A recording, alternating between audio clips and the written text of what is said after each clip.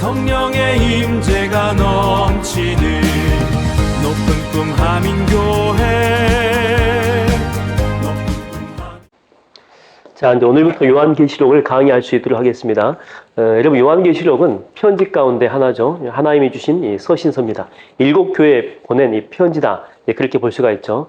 그래서 요한계시록은 원래는 두려움을 주기 위한 그런 서신서는 아니고 위기 가운데 있는 어려움에 처한 바로 7 교회 가운데 위로를 주고 또 힘과 또 하나님께서 주시는 은혜가 있다. 이런 것들을 강조하기 위해서 쓴 편지다. 이렇게 보면 될 것 같아요.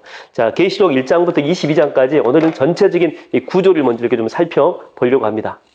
그래서 먼저 우리가 이제 1장부터 쭉 한번 살펴볼 텐데, 1장의 그 주제가 뭐냐면은, 1장의 주제는 승귀하신 예수 그리스도. 그러니까 오르승이에요, 오르승. 하나님 나라에 올라갔다는 거죠. 그 다음에 올라가셔가지고 귀하게 존귀하게 되신 바로 예수 그리스도. 그러니까 예수 그리스도가 1장의 주제입니다. 그런데 이 예수 그리스도가 여러 가지로 이제 그러니까 표현을 해 놓는데, 뭐 강한 그런 모습들이 나와요. 그런 모습들. 근데 가장 중요한 거, 1장에서 가장 중요한 게 뭐냐면은 첫 번째 7개 별이 나옵니다.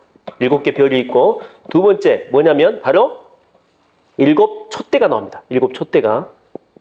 7 별이 상징하는 게 뭐냐면 7 교회 지도자입니다. 지도자. 7 교회 지도자고, 그 다음에 7 촛대는 교회겠죠. 교회. 이게 무슨 말이냐면 지금 너무 혼란하고 힘들고 괴로운 상황 가운데 있는데, 그렇지만 예수 그리스도께서 7 별을 붙들고 있다는 것. 그러니까 너희들의 지도자를 하나님께서 꼭 붙들고 있다. 그 다음에 두 번째는 7 촛대 사이에 거느시는 주님. 다시 말하면 승기하셔가지고 하늘나라 올라가서 주님이 그냥 내버려 두는 것이 아니고 환난과 고난 가운데 있는 하나님의 교회를 방치한 게 아니고 7 교회 가운데 여전히 함께 한다는 것입니다. 걱정하지 마라. 주님이 지켜보고 있다. 라고 하는 거, 그게 바로 1장의 주제고. 자, 그 다음에 이제 2장하고 이제 3장으로 쭉 가는데, 2장과 3장은 이제 이 땅에 있는 편지를 받는 이 교회, 지상의 교회를 이야기합니다. 그래서 뭐, 우리가 에서보두 사빌라 보통 이야기해요. 첫 자만 따가지고, 그 다음에 서, 그 다음에 버, 두, 그 다음에 사, 그 다음에 빌, 라. 그래서 7개입니다. 2장에는 4개의 교회가 나와요. 서, 버두. 그 다음에 3장에는 사, 빌라. 2장과 3장은 지상에 있는 교회를 이야기합니다. 여기서 A자는요, 뭐 알죠? 에베소 교회, 그 다음에 서머나 교회, 버가모, 두아디라, 그 다음에 사대, 그 다음에 빌라델비아, 필라델피아, 그 다음에 라오디게아. 그렇게 7 교회인데, 자, 이 중에서 칭찬만 받은 교회가 있고, 또 칭찬과 책망을 받은 교회가 있고, 또 책망만 받은 그런 교회가 있는데, 우리가 이제 암기하기 쉽도록 하기 위해서, 자, 이 중에서 이 사대 교회하고 라오디게아 교회는 책망만 받은 교회. 그러니까 쉽게 우리가 이제 암기하기 위해서 사라 그러는데 안 사니까 책망을 받는 거예요. 그래서 이 사대 교회하고 라오디게아 교회 안 사니까 책망만 받은 거예요. 반면에 이제 칭찬만 받은 교회는 있겠죠. 칭찬만 받은 교회는 무슨 교회냐면 서서 잘 빌어요. 서서 잘못했습니다. 서서 잘 빌어가지고 칭찬만 받은 그런 교회다. 이거는 서빌. 그다음에 나머지 두. 이거는 칭찬과 책망이 같이 있어요. 그러니까 애를 버려둔 거예요. 그러니까 맨 처음에 애 봐달라 그러니까 잘 보다가 나중에 애를 버려뒀어. 그래가지고 칭찬받다가 나중에는 책망받은 7개 그런 교회가 2장과 이 3장에 등장하게 됩니다. 에서보두 사빌라. 지상에 있는 교회를 이야기합니다. 연약합니다. 그렇죠? 연약하고 많이 부족한 그런 교회. 그래서 지상에 있는 교회를 보게 되면 답답해요. 답이 안 나와요. 너무 힘들어요. 그래서 우리가 4장과 이제 5장으로 쭉 가게 되는데, 이 4장은요, 이 4장에서 사도 요한을 하나님께서 끌고 하늘로 올라와라! 그러는 거예요. 지상에 있는 교회, 이제 이것만 보지 말고 하나님의 교회, 그러니까 지상의 교회와 영적으로 연결되어 있는 하나님의 교회가 있다는 거죠. 그래서 하늘 보좌로 사도 요한을 데리고 올라갑니다. 그래서 4장에 보면은 보좌가 나옵니다. 이 보좌가 나오고, 또 5장에도 이 보좌가 나옵니다. 보좌가. 이 보좌, 4장에 나와 있는 보좌는 누가 앉아 계십니까? 바로 하나님께서 앉아 계십니다. 그래서 24장로하고 엄청나게 많은 천군, 천사들이 찬양하는 그런 모습이 나와요. 그러니까 이 땅에 있는 이 교회가 연약할지라도 하나님의 교회는 완벽하다라고 하는 거죠. 완벽한 하나님의 교회가 이 지상의 교회하고 연결되어 있다라고 하는 거예요. 그 다음에 5장에도 보좌가 나오는데 이 보좌에는 누가 앉아 계십니까? 바로 어린 양, 예수 그리스도가 앉아 계신다라고 하는 거죠. 그래서 두 개의 교회를 비교하고 있습니다. 그렇지만 지상의 교회, 너희들이 연약할지라도 결국에는 하나님의 교회, 연결도 있기 때문에 언젠가는 이쪽 교회가 될 것 아닙니까? 그래서 너무 염려하지 말고 걱정하지 말라. 그래서 이렇게 두 개를 비교하고 있고 5장 마지막에 보게 되면 제일 마지막 쪽에 뭐가 나오냐면 두루마리가 이렇게 쭉 나와요. 두루마리가 이렇게 5장 마지막 쪽에 두루마리가 이렇게 돼 있겠죠. 근데 이 두루마리를 펼쳐볼 수 없게끔 7개 인으로 이렇게 봉인돼 있어요. 7개 인으로 둘, 셋 해가지고 7개 인으로. 그래서 세례 요한이 막 울지 않습니까? 아이고 이것을 세례 요한이고 사도 요한이 이걸 그래서 사도 요한이 막 울지 않습니까? 이 봉인을 풀어야 되는데 풀 자가 없다.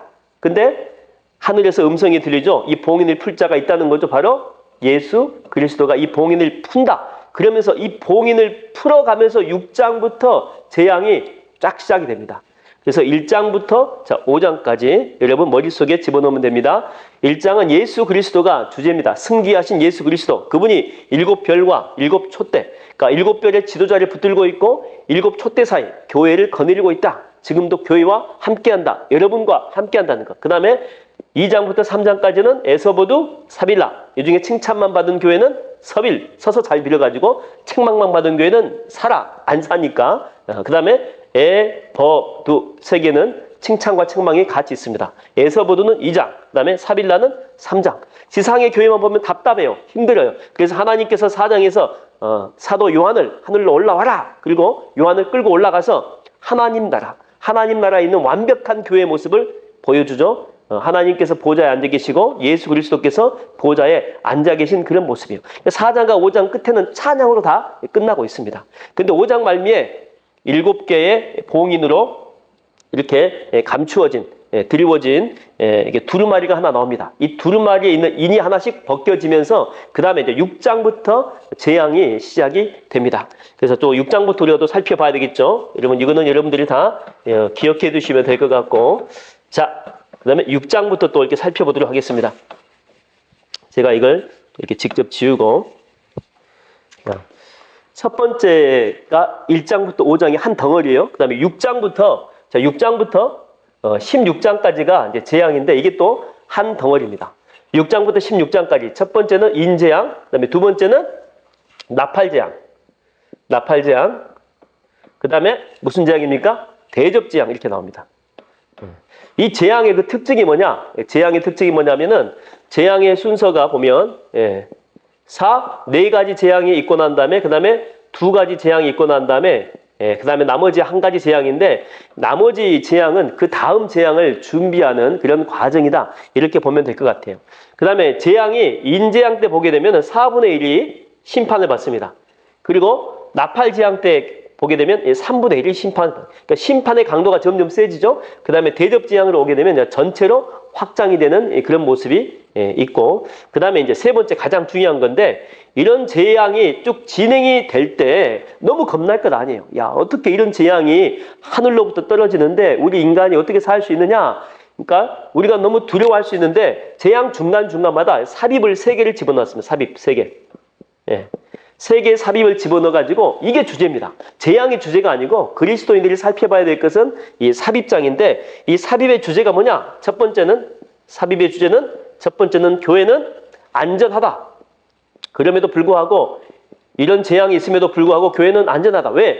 성령께서 우리의 이마에 인을 쳐주거든요. 이마에 입 맞은 자는 해하지 말라. 마치 뭐가 생각이 나십니까? 출애굽할 때, 그렇죠? 문설주와 임방에 어린 양의 피를 바른 그 집은 재앙이 넘어갔습니다. 마찬가지예요. 이런 재앙이 오지만 하나님께서 미리 성도들의 이마에 이 머리에 인으로 성령의 인으로 다 쳐놨기 때문에 교회는 안전하다. 이게 첫 번째 삽입장이고 두 번째 삽입장이 뭐냐? 그럼에도 불구하고 교회는 사명이 있다는 거.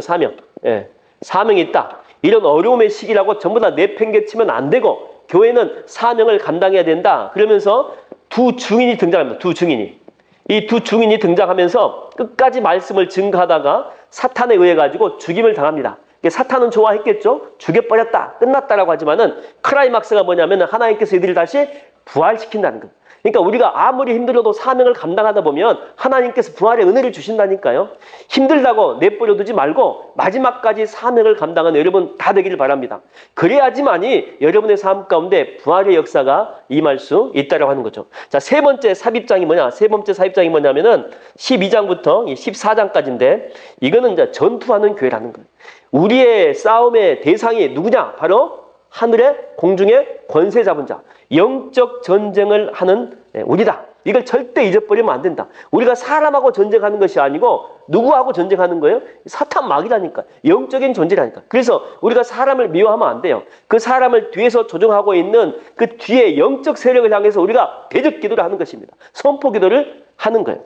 그래서 이 14장을 쭉 보게 되면 그냥 뭐 여기 나왔으니까 그냥 이야기할게요. 자, 14장은요. 주제가 뭐냐면은 14장은 12장은 주제가 뭐냐면 용입니다. 용. 12장은 용이에요.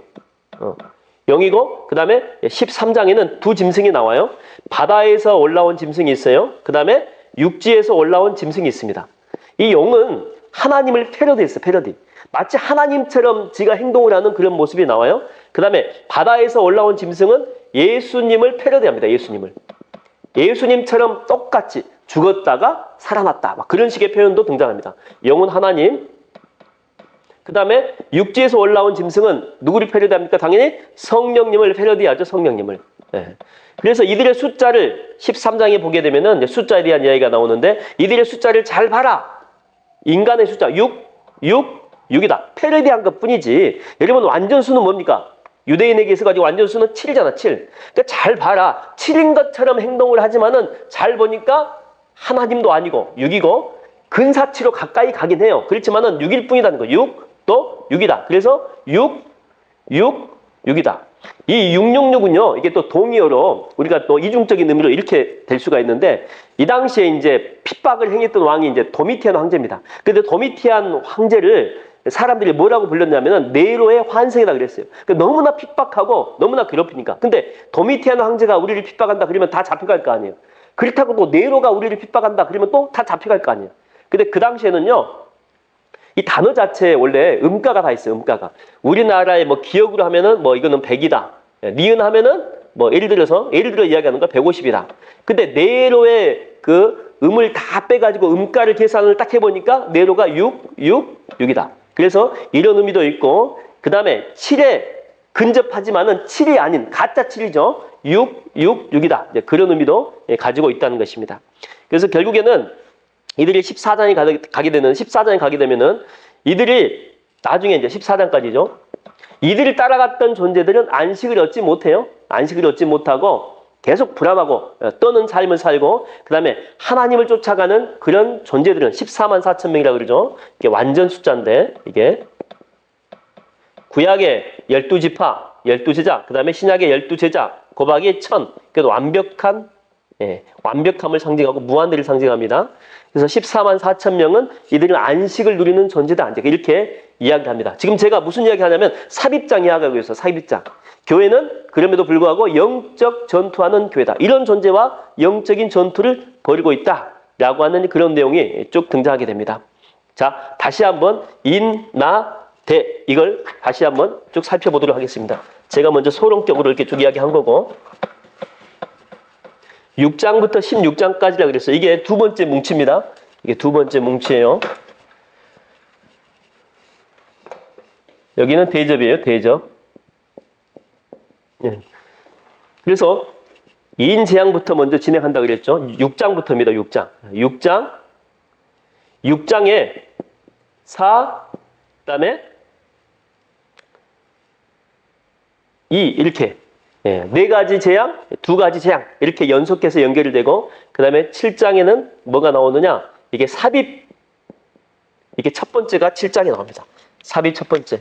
교회는 그렇죠? 교회는 안전하다. 성령께서 인을 쳐줬기 때문에 안전하다. 그 다음에 이제 8장 1절에 보면 마지막 재앙이 이때 한 가지 등장합니다. 근데 이때는 마지막 재앙이라고 하기보다는 그 다음 재앙을 준비하는 거라 그랬죠. 자, 그러면 이제 나팔 재앙인데, 자, 8장 전체, 8장 전체가 이제 4가지 재앙이 나와요. 4가지 재앙이 나오고, 그 다음에 9장에 2가지 재앙이 나오고, 그 다음에 10장과 11장 1절부터 14절까지.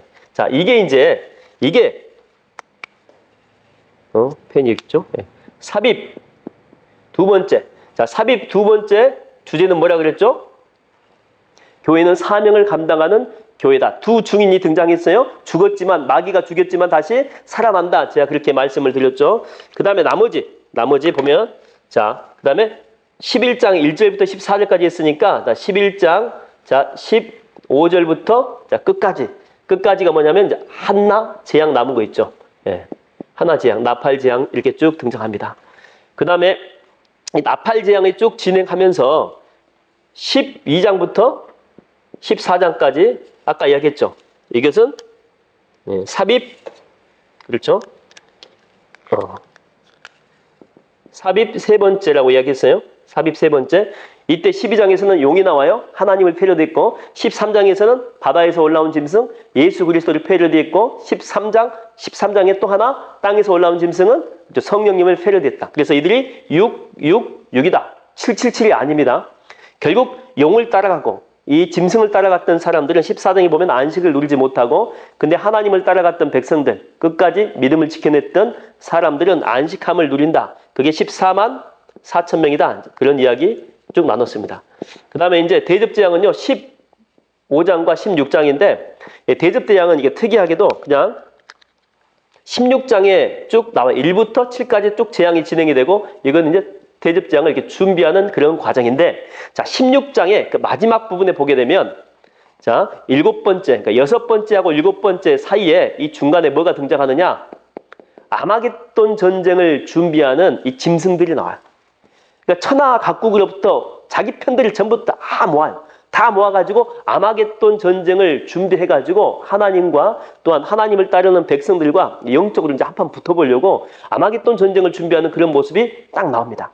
근데 7번째 재앙을 하나님께서 내리시면서 아마겟돈 전쟁을 준비하는 이런 자들을요, 완전히 몰살시키는 그런 모습이 나오는데, 이게 17장과 18장이 이제 확대경으로 해가지고 쭉 나오는데, 17장과 18장은요, 이제 바벨론에 대한 이야기입니다. 이 당시에 바벨론은 존재하지 않고, 이제 뭐 우상 세력이라든지 나쁜 세력을 두고 이야기하는데, 자, 두 번째 큰 틀 여러분 갖고 가셔야 돼요. 다시 한번 정리하고 갈게요. 17장, 18 가기 전에.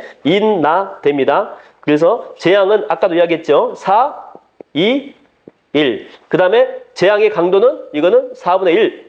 그렇죠? 나팔 재앙은 3분의 1. 이거는 뭐 전체로 이렇게 확장되어 갔다.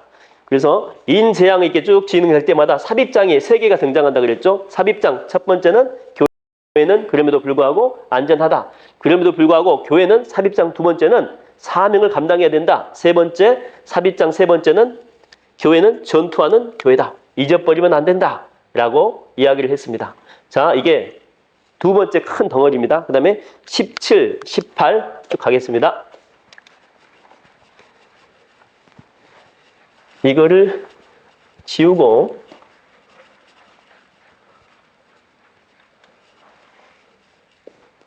16장 그 말미에 6번째와 7번째 그 대접재앙 그 사이에 아마겟돈 전쟁을 준비했다라고 제가 이야기했죠. 아마겟돈을 준비했다.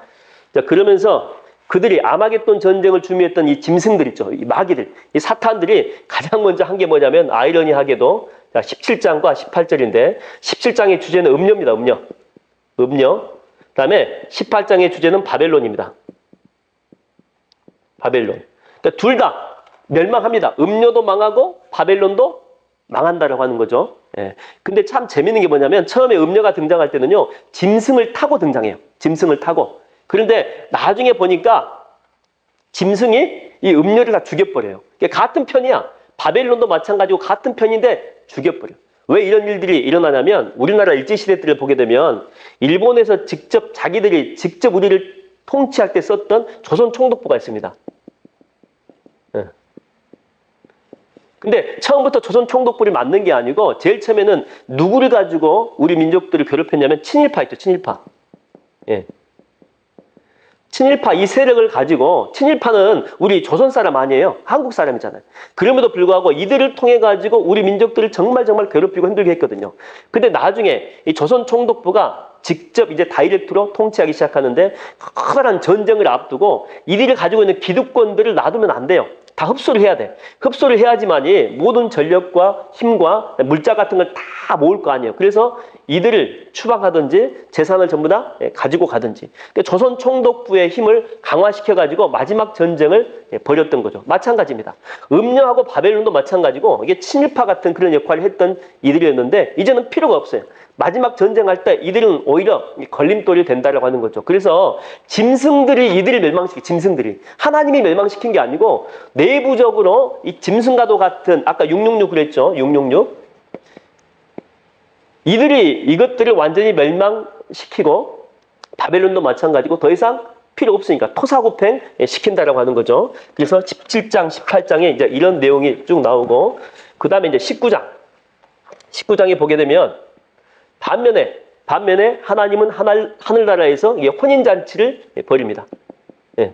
근데 우리가 알고 있는 그런 혼인잔치의 그런 성격은 아니에요. 왜냐하면 여기 보게 되면 뭐 잔치가 두 개가 뭐 엄밀하게 따지게 되면 또 잔치가 이렇게 두 개로 나누게 됐는데, 하나님의 뭐 큰 잔치 해가지고. 근데 이 잔치에 음식물이 뭐냐면 이것들 죽은 시체가 이 잔치의 음식물이 된다. 라고 하는 거죠. 그래서 이것은 뭐 직접 하나님께서 막 이것들이 죽으니까 막 혼인잔치를 벌리고 이랬다는 이런 의미기보다는 이들의 죽음과 대조하기 위해서 음녀의 이 모습과 혼인잔치의 신부의 성결하고 정결한 그런 모습을 대조하기 위해서 이런 혼인잔치의 이런 이미지가 등장하게 되고, 그 다음에 이 혼인잔치가 끝날 때에 정말 클라이막스인데 주님께서 제일을 마십니다. 그런 다음에 이제 아마겟돈 전쟁의 마무리가 이 19장 말미에 나와요. 16장의 말미에 아마겟돈 전쟁을 벌이려고 엄청나게 숫자를 막 모으고 자기 편 이제 필요 없는 앞잡이들 다 죽여버리고 최후의 전쟁을 쫙 벌이려고 하는데, 19장에 보니까 주님께서 강림하십니다. 이 땅 가운데 쫙 오셔가지고 입에서 불이 한번 딱 나가요. 그걸로 전쟁 끝입니다. 전쟁 끝. 악한 사탄 마귀가 완전히 끝난 버려요. 불구덩이 속으로 전부 다 집어넣어버립니다. 그리고 난 다음에 20장이 오게 되죠. 20장이 그 유명한 뭡니까? 천년 왕국입니다. 천년 왕국. 근데 말 그대로의 천년이라기보다는, 여러분이 계시록에서 천년의 반대말이 뭔지 아십니까? 계시록에서 천년의 반대말이 자주 등장하는 말이 있어요. 3년 6개월입니다. 예, 3년 6개월. 그 다음에 이것을 42달로도 표현하기도 하고, 그 다음에 1260일, 그 다음에 한때, 두때, 그 다음에 반때, 이것도 3년 6개월이죠. 전부 다 3년 6개월이에요. 반복해서 등장하는 단어가 있습니다. 3년 6개월. 왜 3년 6개월이 천년하고 반대냐? 이 3년 6개월은 이스라엘 사람들, 유대인들한테는요, 머리에 그냥 틀이 박혀 있어요. 아, 고난의 시간. 왜 그런가 하면 이스라엘을 괴롭혔던 왕 가운데 가장 악랄한 왕이 있어요. 안티오코스 에피파네스 이 4세라고 하는 왕인데, 이때 이스라엘 성전을 더럽히고 막 돼지피 같은 거 있잖아요. 그걸 다 갖다 뿌려버리고, 그 다음에 번제단도 옮겨버리고, 아무튼 성소를 최대한 악하게 더럽히고 핍박하고 했던 왕이 안티오코스 에피파네스 4세인데, 그 사람의 통치 기간, 괴롭히고 힘들게 했던 그 기간이 바로 3년 6개월. 그러니까 이스라엘 백성들한테 머릿속에는요, 3년 6개월은 고난의 시간, 아픔의 시간, 힘겨웠던 그런 시간. 이게 머리에 박혀 있는 거예요. 근데 왜 이것과 천년 왕국이 이게 반대된 개념이냐면, 3년 6개월이라고 하는 기간은요, 짧아요. 그렇죠. 고난이 있지만은 끝이 있다는 거예요. 고난이 있지만은 짧은 기간이다. 고난이 있지만 이 또한 지나간다는 거죠. 반면에 하나님의 나라 통치 기간 천년은 어떤다? 무한하다는 거예요. 엄청 넓은 기간이고, 그 다음에 많은 기간이다. 이걸 강조하기 위해서 천년의 반대말이 바로 이 3년 6개월, 42달, 1260일, 한때, 두때, 반때다. 그러니까 하나님의 통치 기간이 이렇게 길다. 그리고 난 다음에 20절 말미에 이 마귀 사탄이 잠깐 이게 불모드에서 이렇게 나와요. 나오는데 이들이 최후의 저항을 합니다. 원래 아마겟돈 전쟁이 마지막 전쟁인데, 이 잔당들이 모여가지고 곡과 이 마곡 지역에 있는 이들을 불러가지고 최후의 전쟁을 벌이는데, 이 전쟁도 그냥 쉽게 끝나버려요. 아주 그냥 하나님께서 등장 한번 하니까, 주님이 등장 한번 하니까 그냥 쉽게 끝나버려요.